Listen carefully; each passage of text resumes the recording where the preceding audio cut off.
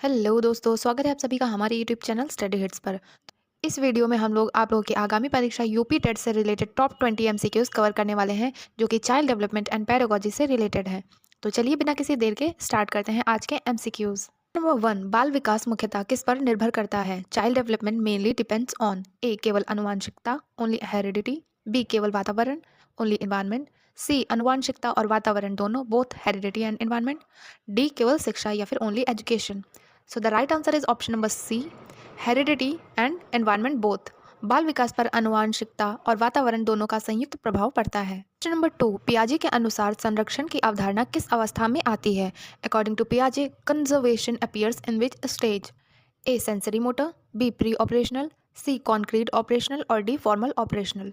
So the right answer is option number C, concrete operational stage. संरक्षण की अवधारणा संख्या, द्रव्यमान, आयतन, मूर्त संक्रियात्मक अवस्था में विकसित होती है। क्वेश्चन नंबर 3, सीखने का सामाजिक सिद्धांत किसने दिया? Who gave the social learning theory? A पियाजे, बी बेंड्यूरा, सी स्किनर और D Pavlov. So the right answer is option number B, Bandura. Bandura के अनुसार बच्चा अनुकरण, इमिटेशन और अवलोकन ऑब्जर्वेशन से सीखता है। क्वेश्चन नंबर 4, निम्न में से कौन आंतरिक प्रेरणा नहीं है? Is not an intrinsic motivation? A curiosity, B interest, C reward और D self satisfaction. So the right answer is option number C, reward यानी पुरस्कार।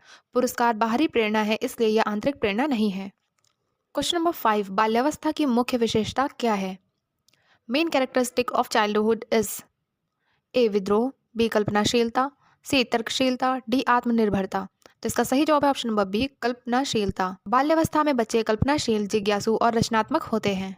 6, निम्न में से कौन सा भाषा विकास का प्रथम चरण है? First stage of language development is A babbling, B word stage, C sentence stage और D gesture. So the right answer is option number A, babbling.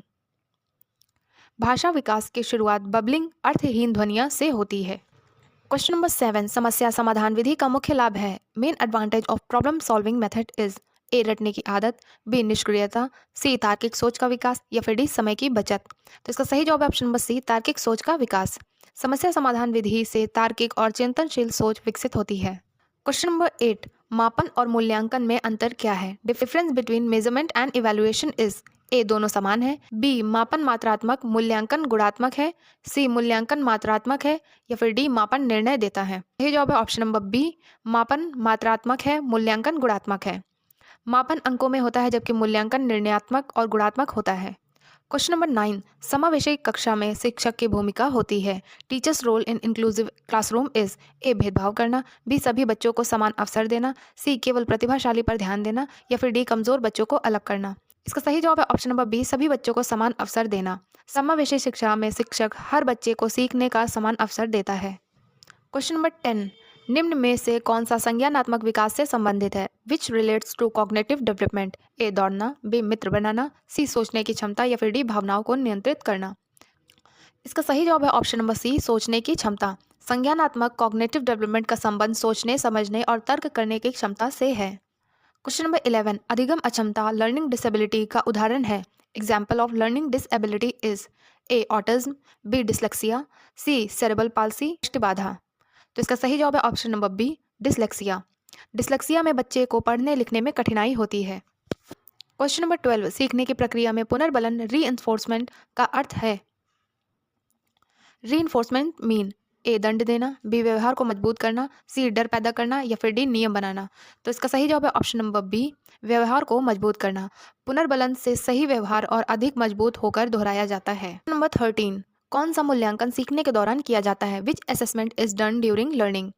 A summative, B diagnostic, C formative और D अंतिम परीक्षा। Sir is option number C, formative, रचनात्मक। रचनात्मक मूल्यांकन सीखने के दौरान होता है जिससे सुधार संभव होता है। क्वेश्चन नंबर 14, निम्न में से कौन नैतिक विकास से जुड़ा है? Which is related to moral development? A सही गलत का ज्ञान, बी शारीरिक शक्ति, सी शब्दावली या फिर डी मित्रता। तो इसका सही जवाब है ए, सही गलत का ज्ञान। नैतिक विकास में बच्चा सही और गलत में अंतर करना सीखता है। क्वेश्चन नंबर 15, बच्चों में आत्मसम्मान बढ़ाने का सर्वोत्तम तरीका है? Best way to increase self esteem is A तुलना करना, बी आलोचना करना, सी प्रोत्साहन देना या फिर डी दंड देना। तो इसका सही जवाब है ऑप्शन नंबर सी, प्रोत्साहन देना। प्रोत्साहन से बच्चे में आत्मविश्वास और आत्मसम्मान बढ़ता है। क्वेश्चन नंबर 16, बाल केंद्रित कक्षा में शिक्षक होता है। In child centred classroom teacher is a नियंत्रक, बी निर्देशनकर्ता, सी सहायक या फैसिलिटेटर, डी निर्णायक। तो इसका सही जवाब है ऑप्शन नंबर सी, सहायक यानी फैसिलिटेटर। बाल केंद्रित शिक्षा में शिक्षक मार्गदर्शक और सहायक की भूमिका निभाता है। क्वेश्चन नंबर 17, निम्न में कौन सृजनात्मक का लक्षण है? Which is a trait of creativity? A नकल, बी रटंत, सी नवीनता या फिर डी अनुशासन। तो इसका सही जवाब है ऑप्शन नंबर सी, नवीनता। सृजनात्मकता में नए और मौलिक विचार होते हैं। क्वेश्चन नंबर 18, बुद्धि परीक्षण का उद्देश्य है। Purpose of intelligence test is A दंड देना, बी तुलना करना, सी मानसिक क्षमता का मापन या फिर डी डर पैदा करना। तो इसका सही जवाब है ऑप्शन नंबर सी, मानसिक क्षमता का मापन। बुद्धि परीक्षण से बच्चे की मानसिक क्षमता का आकलन किया जाता है।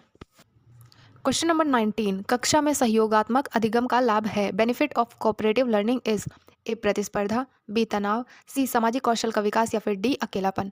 तो इसका सही जवाब है ऑप्शन नंबर सी, सामाजिक कौशल का विकास। सहयोगात्मक अधिगम से बच्चों में सामाजिक और टीम वर्क कौशल विकसित होते हैं।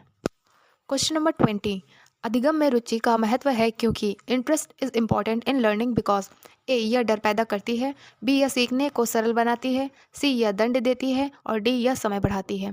तो इसका सही जवाब है ऑप्शन नंबर बी, यह सीखने को सरल बनाती है। जब बच्चे की रुचि होती है तो सीखना आसान, प्रभावी और स्थायी होता है।